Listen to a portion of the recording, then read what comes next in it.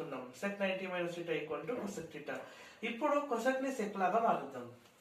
అంటే cosec 39 ఏ విధంగా రాసుకోవచ్చు? 90 - 51 అని కూడా రాసుకోవచ్చు. అవునా? sec అదే విధంగా కంటిన్యూ చేద్దాం. అండ్ ఇక్కడ కూడా నేను ఏందని చెప్పిన sec² - tan² ఈ ఐడెంటిటీ రావాలి కదా, అందుకే cosec ని sec లాగా మారుస్తున్నా. ఇప్పుడు tan వల్ల రావాలి కదా, సో tan అదే విధంగా పెట్టి cot ని మారుద్దాం. ఓకేనా? tan 51.